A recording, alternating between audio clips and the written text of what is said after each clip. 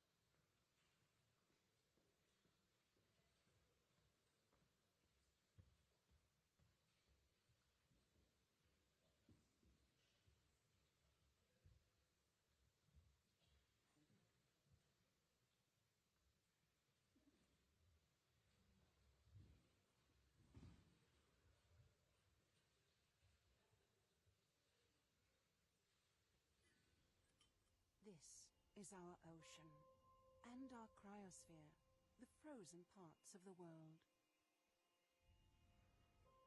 They shape our identities, our way of life. They sustain us and determine our future. But we are changing our planet in profound ways. Human-induced climate change is affecting the ocean and cryosphere and the way they support our lives, impacting our land use, industry, energy systems, urban areas, and infrastructure. In mountain regions, melting of glaciers and thaw are increasing hazards and threatening safe water supplies. Extreme events in coastal regions are becoming more severe. Melting glaciers and ice sheets are causing sea levels to rise.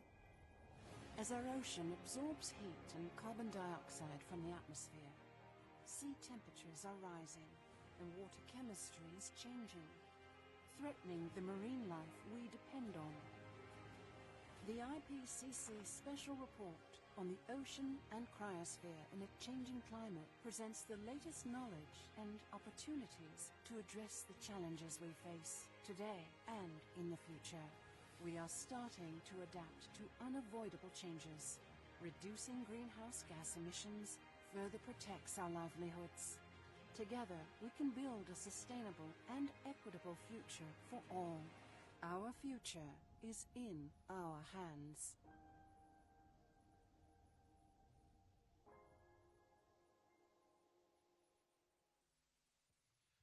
Good morning, ladies and gentlemen. Welcome to this press conference of the IPCC to present the special report on the ocean and cryosphere in a changing climate, which we completed, which we approved yesterday here in Monaco. I'd like to introduce the panel to you that will be presenting this report.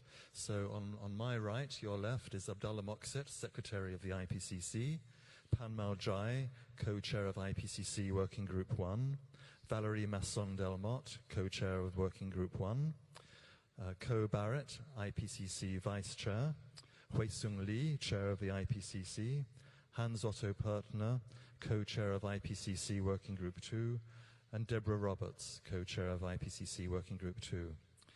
We're now going to present the report to you, and then, of course, we'll be happy to take your questions and reply to them. If you're following this presentation on the live stream, you can pose questions remotely. Go to slido, sli.do, and enter the event code SROC, SROCC, and please give us your name and organization for any questions. So with that, I'll hand over to Hui-Sung, the chair of the IPCC.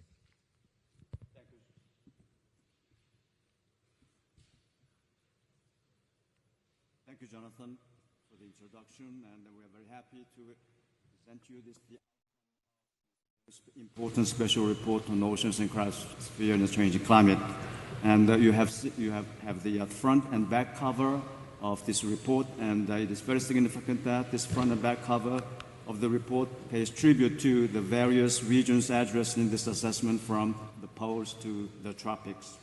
The ocean and cryosphere, the frozen parts of the planet, might feel very remote to some people, but they impact all of us for weather, climate, food and water, for energy, trade and transport, for health and well-being, for culture and identity. The ocean and the cryosphere are critical for all life on Earth. All this report has shown that if greenhouse gas emissions continue to increase, global warming will drastically alter the ocean and the cryosphere. However, if we reduce emissions sharply, consequences for people and their livelihoods will still be challenging, but they will be potentially more manageable for those who are most vulnerable. The report reveals the benefits of ambitious and effective adaptation for sustainable development. Conversely, there may be escalating costs and risks associated with delayed action. Our Bureau members and also co-chairs has done a great deal of work to produce this report. I'm very happy to hand over our Vice Chair, Co Barrett, for the next segment of our report. I think Abdullah's going to do the next one. I'm sorry, Abdullah. Yeah. Thank you, Chair. The launch of the IPCC special report on ocean and cryosphere on changing climates is the conclusion of 2 years of hard work. The commissioning of this report came from government proposals, including the one coming from our generous host, the Principality of Monaco. This report builds on the completion of the two previous special reports. Special report on global warming of 1.5 degrees C and special report on climate change and land. Together, there is 3 special reports built and shows the most and mark the most intensive and ambitious period of IPCC 30-year history.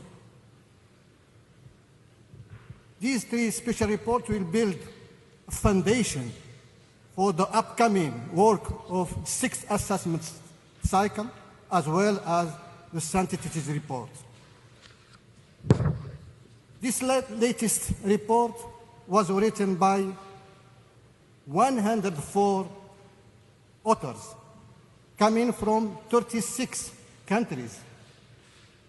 19 are coming from developing country and economy and transition, more than half. 31 of the authors are women. What about the science base? More than 7,000 scientific publications were referenced in this report. And this report was improved thanks to more than 31,000 review comments received from experts as well as governments. Now I am pleased to hand over to Ko. Thank you, Abdallah. This report is unique because for the first time the IPCC has produced an in-depth report examining the furthest corners of the Earth, from the highest mountains and remote polar regions to the deepest oceans. We have found that even, and especially in these places, human-caused climate change is evident. This report documents the melting of high mountain glaciers and polar ice sheets, which contain the fresh water for our future. It documents the thawing of permafrost, which is the frozen foundation for communities and wildlife habitats of the North. It shines a light on coastal and low-lying areas where sea level rise and associated impacts threaten the lives and livelihoods of large segments of our population. And it documents the ways in which the ocean has been acting like a sponge, absorbing carbon dioxide and heat to regulate the temperature. But it can't keep up. Taken together, these changes show that the world's ocean and cryosphere have been taking the heat for climate change for decades. The consequences for nature and humanity are sweeping and severe. This report highlights also the urgency of timely, ambitious, coordinated, and enduring action. What is at stake is the health of ecosystems, wildlife, and importantly, the world we leave for our children. Now I'd like to turn to the co-chairs, who will take you into a deeper dive to the findings of the report. Pam Mao, I turn to you. Thank you, Ko. Melting glaciers, snow and ice in mountain regions are very visible symbols of climate change. A total of 670 million people living in high mountain regions.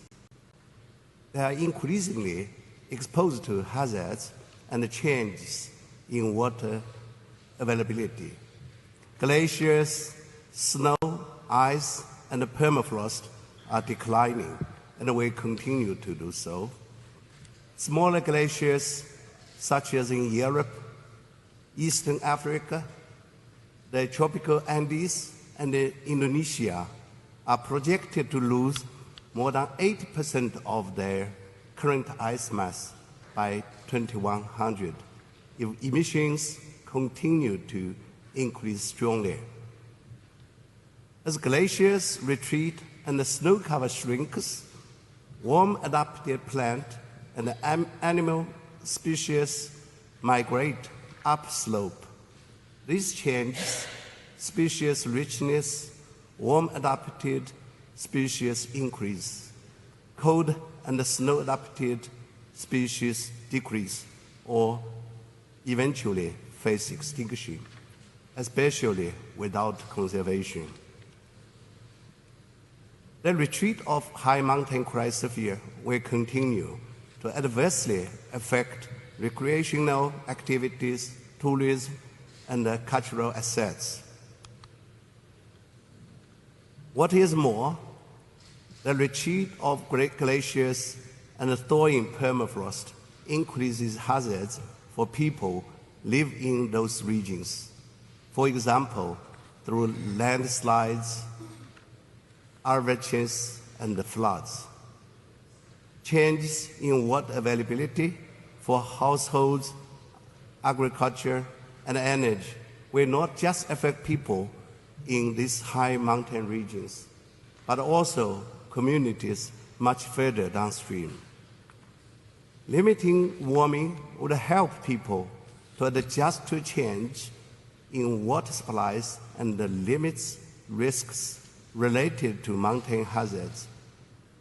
Integrated water management and transboundary cooperation provide opportunities to address impacts of these changes in water resources.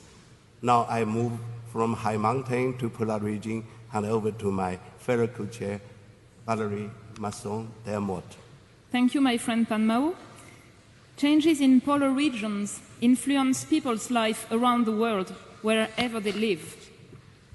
The Greenland and Antarctic ice sheets are increasingly losing mass. These ice sheets, together with glacier melt, are now the dominant drivers of sea level rise, in addition to the expansion of warming seawater. Because ice sheets will continue to melt in response to past and current warming, the planet will experience global sea level rise for decades and centuries to come. Arctic sea ice is declining in every month of the year and is getting thinner.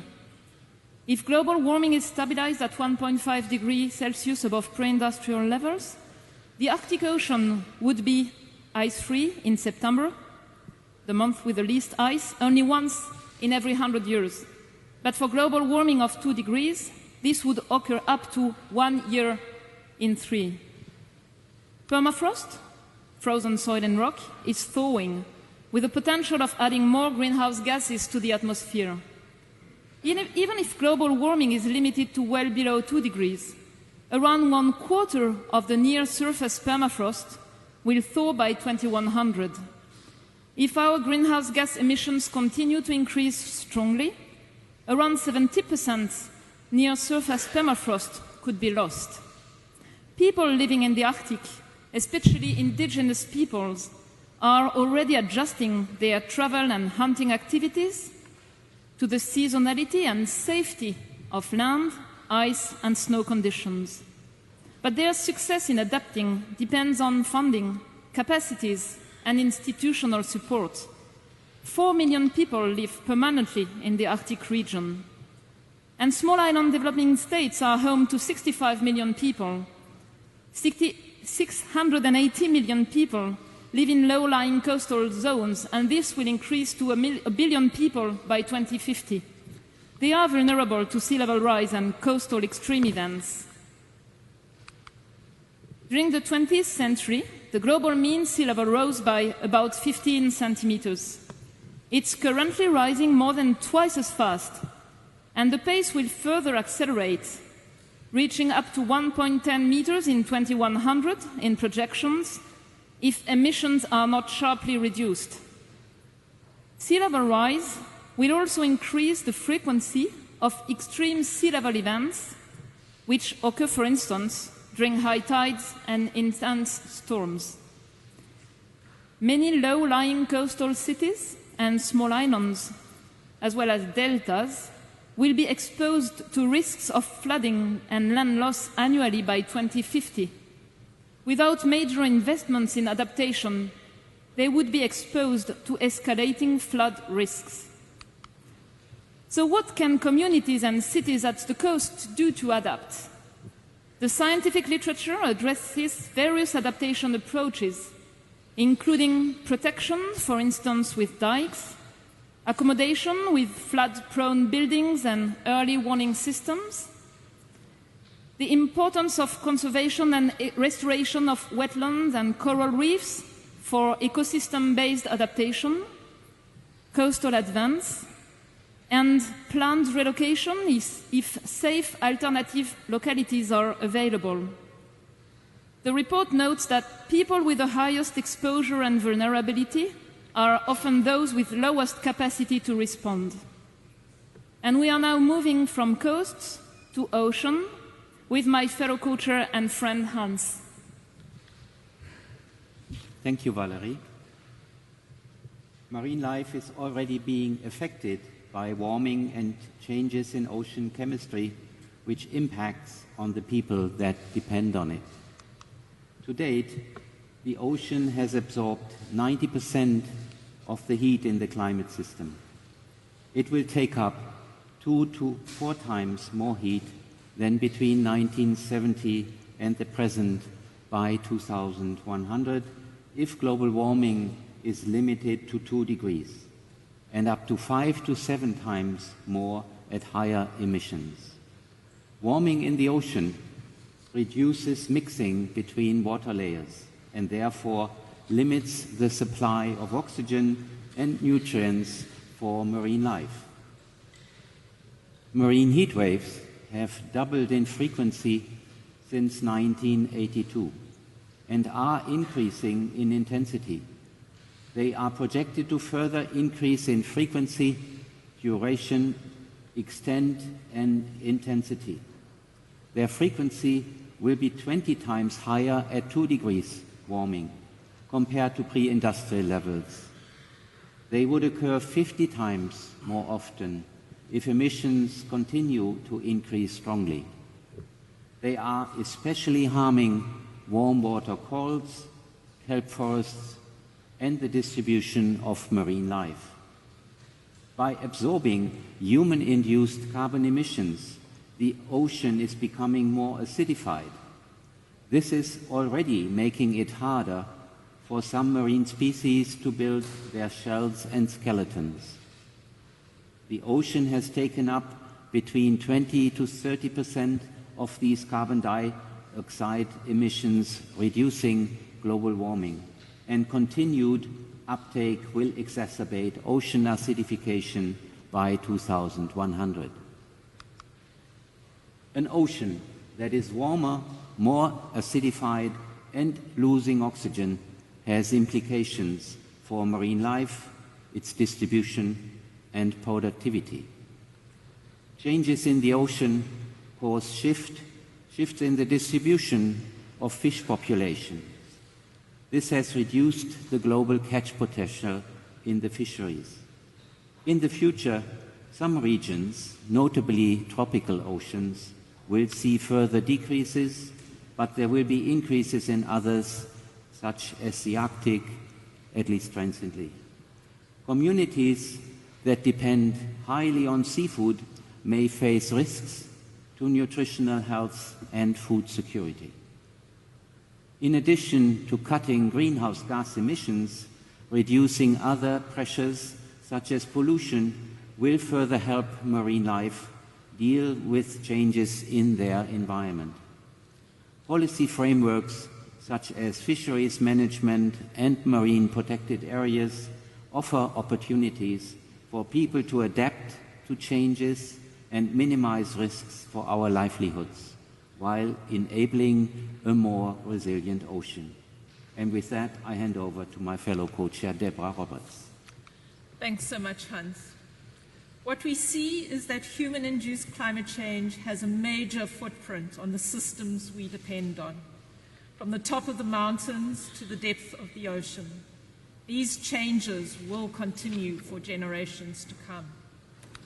This new IPCC special report highlights the urgency of prioritizing timely, ambitious, and coordinated action to address widespread and enduring changes in the ocean and cryosphere. It provides the best available scientific knowledge to empower people, communities, and governments to tackle the unprecedented transitions in all aspects of society, including energy, land and ecosystems, urban and infrastructure, as well as industry, that would be needed to deliver on the Paris Agreement. The report gives evidence of the benefits of combining scientific with local and indigenous knowledge to develop suitable options to manage climate change risks and enhance resilience. This is the first IPCC report that highlights the importance of education to enhance climate change, ocean, and cryosphere literacy. The more decisively and earlier we act, the more able we will be to address unavoidable changes, manage risks, improve our lives, achieve sustainability for ecosystems and people around the world, both today and in the future. And with that, I'll hand the mic back to Jonathan. Thank you, Deborah. So that completes our presentation, and we will now move on to the Q&A.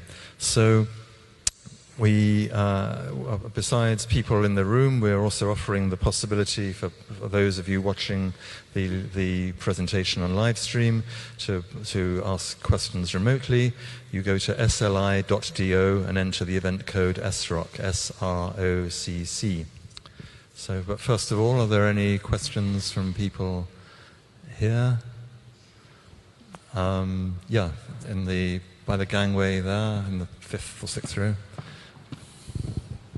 And please say who you are. And Mark Phillips from CBS News.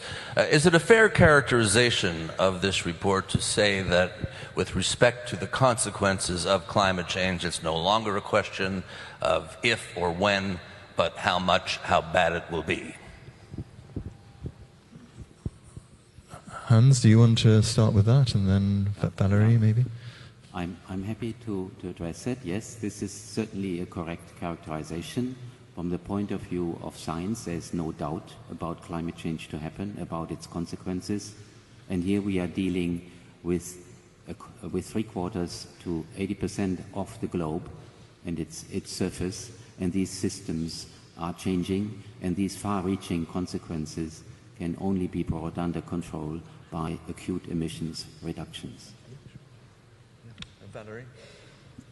Yes, the report highlights what is already ongoing, that is already in many places unprecedented, and it highlights the scale of escalating change that could happen, but will depend strongly on emissions of greenhouse gases in the next decades. Deborah? I think while that's an important message, another important message to emerge, though, is that we can act, and that we can act at scale. And that, to me, is the most important advancement of this report, not harking on the fact that we have climate change that will impact on us, but the fact that we need to mobilize at scale, work together to pool resources at multiple levels across scales. That, to me, is an important message as well. Thank you. I have a question here from Seth Borenstein of the Associated Press. The IPCC has been issuing reports for decades. How would you rate the urgency of this assessment compared to past ones? Is this the most urgent yet? And do you feel that policymakers are listening to you since emissions continue to rise and the issues aren't being tackled? So I think many of you will want to jump in on that. Yeah, Hans first. Yeah, maybe to start the discussion of this very point, it is very clear that society is now receiving the message more strongly than ever before. And especially the young generation is picking up this message because they see the future and the future of the world that should still be there for them to deliver the services that it currently still does. And they are concerned They are building their concern and expressions of their concern on the signs that they have heard about from the IPCC assessments, especially since the release of the 1.5 report, then with the land report, and now certainly this one covers the largest dimensions of the globe and the interdependencies of the systems that we have been looking at. So the message is received, and society and policy have the choices in hand to take rapid action as needed to keep those changes under control. Thanks, Hans. Valerie, and then Co, please. I think this report is unprecedented in flagging the importance of using scientific information on trends to come to build adaptation. It highlights choices for adaptation, but also some limits, both for ecosystems and societies. I think it's also a report to empower people to act by bringing together scientific knowledge, local knowledge. People in communities know better what they can do, and indigenous knowledge, which we show is critical for adaptation. And I'll just add that I find this report to be unprecedented in the sense that it provides this complete picture of changes to water on the planet, from the highest mountain glaciers in polar regions to the depths of the ocean, and the interconnectedness of the way that this water flows and impacts people all through those systems and, frankly, all across the world. Because, as we all know, water is the lifeblood of the planet, and the changes that are highlighted in this report have effects for everyone. Yeah, Huisin? I'd like to highlight that we do have a very consistent message to give right from our first special report on 1.5 and the land and this oceans and cryosphere report. That is that we are in the race between two factors. One is the human ecosystem's capacity to adapt, and the other one is the speed of impact of climate change. And this report, as well as the land report, indicates that we may be losing in this race. And therefore, the message is that right from the first special report on 1.5, we need to take immediate and drastic action to cut emissions right now, and especially right from the next year, if we want to achieve this carbon neutrality in the mid of this century. And that is the consistent message we found throughout our three special reports. Thank you. Deborah? I think two important messages reinforced by this particular report is obviously the urgency of the climate change challenge we face, but linked to that, the urgency of action in response. And I think, as Co indicated, this has provided a new perspective on the scale of action that is required. These systems are large. They're two important components of our climate system. They impact many people in places where they live. And this report gives us a real perspective on how we have to join up science with policy, with communities, with different forms of knowledge, new elements of responses to the challenge, new resources to be able to respond to the urgent challenge in a way that provides urgent action, but importantly at scale. And I think that's an important message from the report. Thank you. A question then about the fourth row. Yeah, please say who you are. Thank you. Marlo Hood from Agence France Presse. As this report is designed to advise policymakers, I wonder if you would comment on your decision to frame the report in terms of the two most extreme emission scenarios, and why you chose not to include a more intermediate one, which common sense might suggest would be closer to where we might wind up. That is RCP 2.6 and 8.5. Thank you. Valerie? So to explore plausible futures, climate scientists use scenarios, and the scenarios imply different development patterns. But in this report, we use scenarios of different changes in atmospheric composition, especially greenhouse gas concentration. The chapters of the report use available scientific information. For many aspects of the physical changes, there is information using all the 4 radiative concentration pathway scenarios. But for some aspects like ice sheet response, impacts for the fish catch potential, information in the scientific literature is sometimes restricted to scenarios of low emissions or high emissions. So the report is based on the evidence available in the scientific literature. We just describe these as high or low emission futures. In the coming years, more pathways and scenarios will be available, including lower emission scenarios for which results were not available for this assessment. Thank you, Panmao. There are also some information for other scenarios for RCP 4.5, RCP 6.0 in the underlying report. But they are not as much as RCP 8.5, RCP 2.6, which have more literature reflected. And also, the impact will be in between these 2 extreme cases. Thank you. I have a question from Chris Haslam of the Sunday Times. What evidence is there now that Caribbean hurricanes will become more frequent and more powerful as a result of anthropogenic climate change?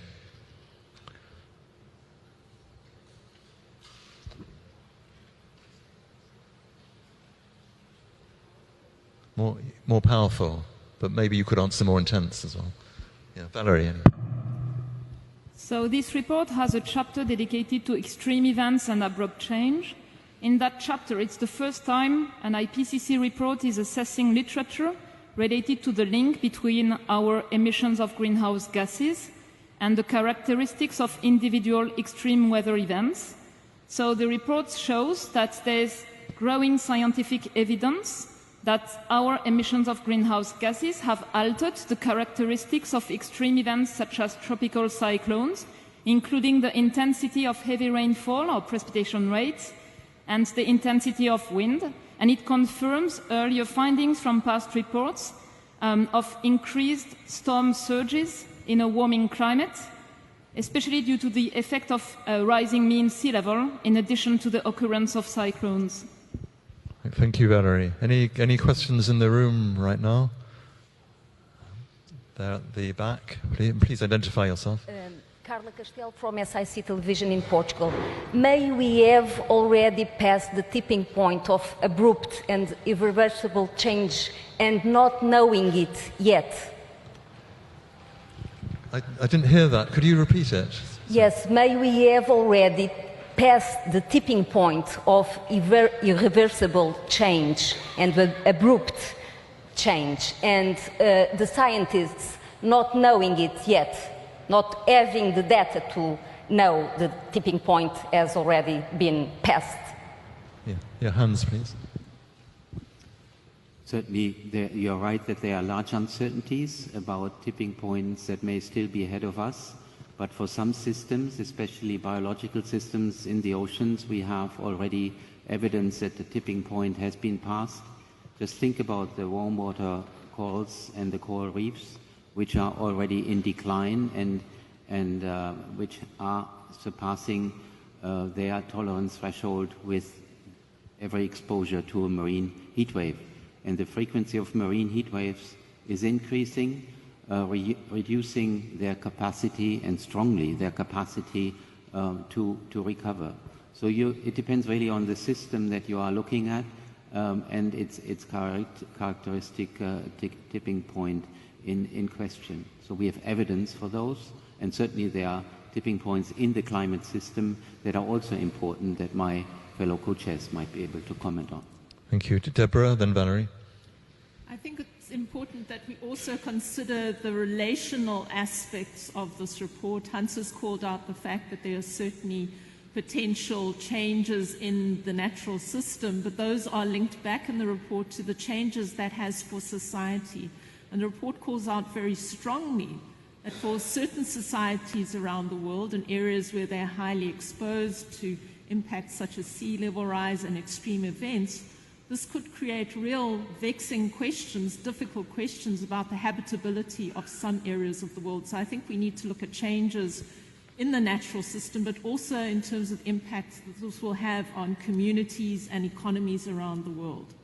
Yeah, Valerie? Yes, I would like to speak about irreversible change. In this report, irreversible means changes that will not be possible to be avoided on timescales of centuries. And climate change is already irreversible. Due to the heat uptake in the ocean, we can't go back. Whatever we do with our emissions, climate change is already irreversible. The report provides evidence for accelerated ice sheet flow in 2 sectors in Antarctica, in West and Antarctic ice sheet sectors, and it says it might be the onset of irreversible change based on evidence we have at the moment. The report shows the potential of permafrost thaw to release large amounts of greenhouse gases, but at the moment we cannot conclude whether the current permafrost thaw is releasing net emissions to the atmosphere due to limited evidence. And the report shows that there's a weakening of the Atlantic meridional overturning circulation. There is no formal attribution to our greenhouse gas emissions in the literature, but in climate models, in historical simulations with more greenhouse gas emissions, this is a pattern seen in climate models. So this is the new evidence we provide in the report, and it's different from previous assessments because there's new knowledge on these changes. Thank you. And this is possibly a related question, but with melting glaciers and other white bodies, when will we hit a tipping point that means the resulting negative impact from the reduced albedo effect locks us into a global warming scenario beyond 1.5 degrees? That was from David O'Flynn. We cannot hear you. Sorry. With melting glaciers and other white bodies, when will we hit a tipping point that means the resulting negative impact from the reduced albedo effect locks us into a global warming scenario beyond 1.5 degrees? Valerie? I'm not sure I've correctly heard, due to hearing challenges, the question. I understand it's related to the shrinking cryosphere and albedo effects. So let me talk about the Arctic sea ice. The Arctic sea ice is thinning and shrinking, especially in summer, but also during all months. In a warmer world, there will be further retreat of the Arctic sea ice, and due to the loss of the mirror effect of the ice, together with the loss of the mirror effect of the reduced snow cover, this leads to amplified warming in the Arctic, about twice the global average.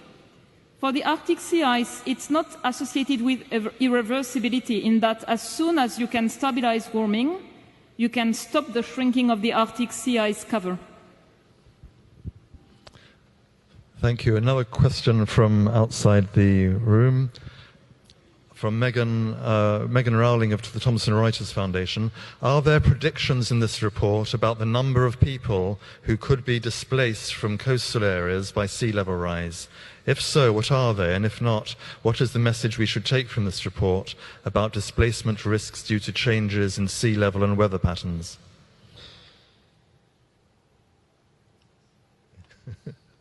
That's you, yeah. Certainly the report gives the numbers of people affected. Consider the 65 million people in small island states. Consider the 680 million people living in coastal areas, and especially, certainly not all of them, but especially those people living close to low-lying coastal areas, close to deltas or in deltas. They are under challenge of rising sea level already today, and there are need to exploit the different measures of adaptation that has been listed on one of the slides. So these challenges are developing, and certainly these people are also at risk of being exposed to these extreme sea level events where the rise in average sea level is combined with the increasing storm surges and wave heights that would also threaten these areas. Thank you. Valerie? I know the media are really attracted by these numbers, but the underlying report shows how much the effects on people depend on adaptation. And for instance, one of the key figures of the summary for policymakers shows the scale of risk for different adaptation levels. And so, in result, displacement of people really depends on choices to be made and adaptation solutions that are available or not for people. Thank you. Anything else in the room at the moment? Yep, lady in the 7th, 8th row by the aisle. There, please. And please identify yourself. Julian Au, German news agency, DPA. I have a question. There was just a climate summit in New York at the United Nations. Do you feel that the action taken by politicians is enough, that there is enough effort? What is your feeling towards that?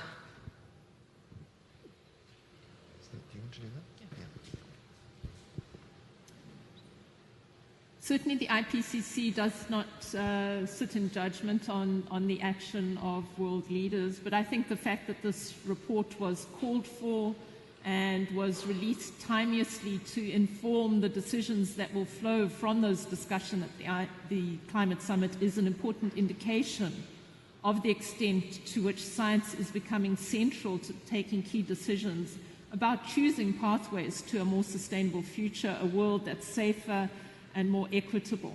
So I think the congruence in terms of having the summit and the release of this report indicates that this is the right time for this report to enter into the significant policy negotiations that must surely flow from the convening of the summit in New York. Thank you, Ko. And I'll just add that the events surrounding the gathering in New York have certainly demonstrated groundswell of action across the world, and particularly by youth, that have very much been supported by the science that we and others provide. Thank you, Valerie. Yes, I just wanted to flag that the global emissions of the key greenhouse gases, carbon dioxide, methane and nitrous oxide, are going up, and that's the key message from scientific observations. Efficient action is expected to lead to reaching a peak as soon as possible and then a decrease. There are many regions of the world, cities, countries, where action is being taken. It shows you can build development, improve well-being of people while reducing greenhouse gas emissions. It shows it's possible, but the challenge is taking action at the scale and fast enough at the global level. Thank you. Huisin? There are various wonderful adaptation measures to be applicable in this climate change, in this world of climate change, such as ecosystem-based adaptation or blue carbon system, etc. But those systems can be applicable only under a changing global warming less than 1.5 or much less than 2 degrees Celsius, which implies that the world needs to take an immediate drastic reduction of greenhouse gas warming. And we believe that that is the message the scientific community has given to the world consistently throughout these assessments. Thank you. Question from Mar Gomez of El Tiempo in Spain. This report highlights the climatic urgency of the ocean. Has it been quantified which regions may be most affected in economic losses to social impact in the world by losses in fishing and way of life? I think that's Hans. Certainly we are not yet there that we can give a comprehensive overview of economic effects in the different regions, but what we can say is that the most vulnerable people are living in the developing countries, especially at low latitudes. Those that depend on, for example, artisanal fisheries in the area where we have the warm water coral reefs, and their fish stocks are feeding a large percentage of the relevant population. And certainly an important insight from the last, one of the last reports was that over time, paying for climate-related damages is much more, it's several-fold more expensive than increasing investment into renewables, into technologies that support rapid reduction of emissions. And considering this comparison should be a strong motivation to find the right path into the future. Thank you. Deborah, then Valerie. And I think that's why the report stresses that our levels of action need to occur not only in terms of addressing the climate change challenge, but in building societal resilience. So our actions to deal with the impacts on the fisheries, rising sea levels, are as important as the need to ensure that we have social safety nets for poor and disadvantaged communities, that they have access to things such as early warning systems. So again, the report speaks to us across a variety of needs, not only to deal with the changes in the physical and natural systems that surround us, but to fundamentally change our societies, the way we redistribute resources, the way we use our combined power to assist those who are more vulnerable than ourselves. Thank you. Valerie? Yes, it's just to flag that in terms of decision-making, the report highlights the importance of including information on changes in the ocean and cryosphere, and general climate change and impacts in economic information as well. And there are gaps there. In some economic model projections, it's still hard to include the consequences and cascading effects of changes in the ocean and cryosphere. Thank you. Anything else in the room at the moment? There's one at the back there, please. Oh, yeah. And please identify yourself. Yeah.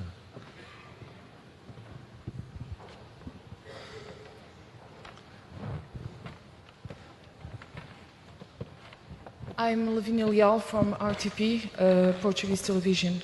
I want to know if preserve the ocean ecosystems is the key to decelerate the global warming, and if you think that a global threat can make a difference.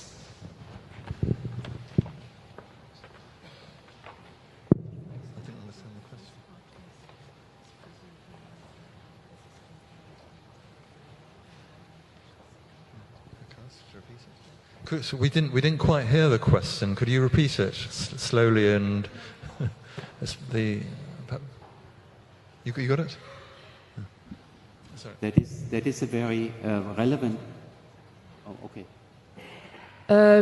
I want to know if preserve the oceans is the key to decelerate the global warming. And if you think that a global ocean threat can make a difference.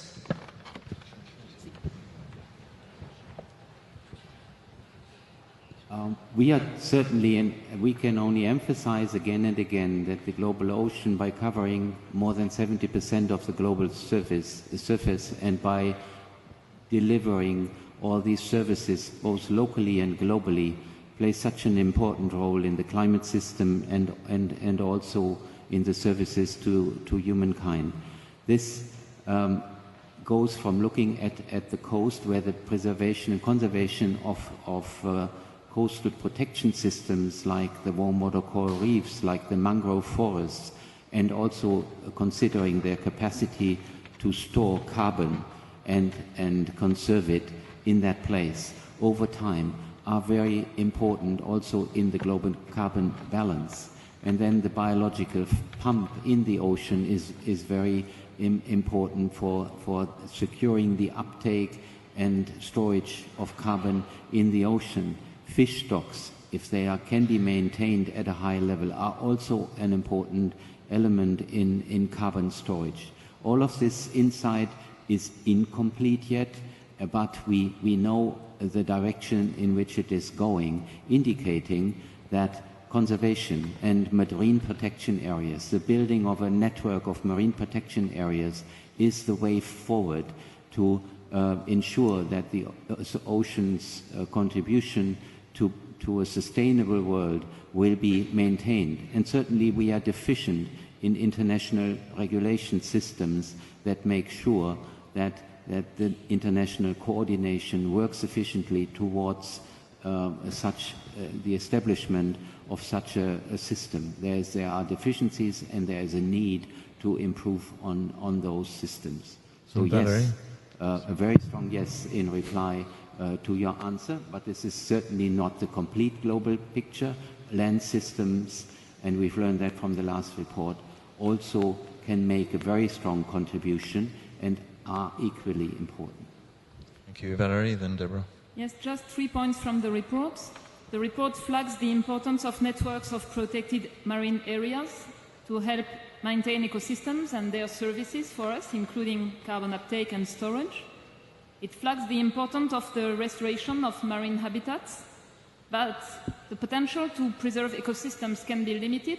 For instance, coral reef restoration could be ineffective under high levels of global warming due to the high risks for these fragile ecosystems. It also shows the importance of the restoration of vegetated coastal ecosystems, mangroves, seagrass meadows, wetlands, tidal marshes. They are known as blue carbon ecosystems, and such actions at the global scale could increase the equivalent of carbon uptake and storage of about 0.5% of global greenhouse gas emissions. So there's a true potential here, but you can't believe that protection of marine ecosystems is enough, given the scale of our current greenhouse gas emissions, reaching something like 40 billion tons CO2 emitted in the atmosphere per year. The key to protect marine life is to reduce our greenhouse gas emissions as soon as possible at an important pace. So Deborah, then Panmal. Well, the report obviously acknowledges the importance of government action, and within that context, a treaty would be important. That certainly doesn't offer us the entire solution, because the report calls out very strongly that we need action across all elements of society. So it calls out very strongly the importance of governance, where all aspects of society, from local communities through to cities, all the way through to national governments, are acting. And that means that we need to draw more people to the table than we've had before. A treaty will draw governments to the table, but we need to access indigenous knowledge, local knowledge. We need to have communities at the table who experience these impacts and can enable a new discussion. So I think a treaty might be one element in our toolbox, but probably a more important intervention is finding new mechanisms that allow us to access local level knowledge, allow us to draw that up to the national level, and provide the opportunity for different actors to begin to sit at the table to help us decide the future of these important systems. Yeah, Panmal. What I want to stress here is the ocean is under very heavy burden now. More than 90% of human-induced heat have been taken up here by the ocean. And they personally I feel the only solution, is to cut the emissions quickly and deeply.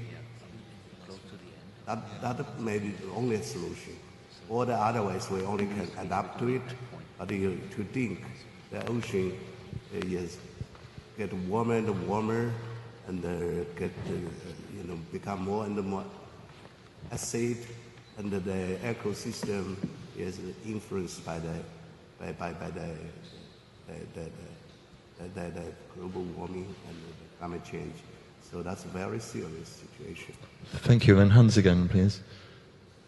Yeah, thank you very much. I would just like to add the thought that the pathway of emissions reduction, and this is a message from this report together with the two previous reports, should be understood as a guardrail for us, as a firm principle that societies should consider in their policies. There is also the aspect of transformation, the change in how we use energy and how we exploit energy resources, and how we travel, how we live, and so forth. And clearly, the positive news is that with rapid transformation, as Deborah has indicated, to ways to do the same things differently, to use renewable fuels, to use renewable energy, if this transformation is happening and successful on short timescales, the less we need to constrain our modes of life in order to keep to the pathways that have been laid out to us in order to reach and limit the degree reach the climate targets and limit the degree of global warming. Thank you very much, Hans. And unfortunately, we have to draw to a close now. So thank you very much to the panel, and thank you very much for your questions. A lot of interesting questions have been posed, but we haven't had a chance to answer, but there'll be other opportunities to do that, not least when we present this report and our other products at COP25 in Chile in a couple of months' time. So hope to see you there. Thank you very much. We'd like to thank His Serene Highness for honouring us with his presence today. And after the press conference, perhaps you'd have time for a quick family photo with our panel. So thank you very much, and see you again soon.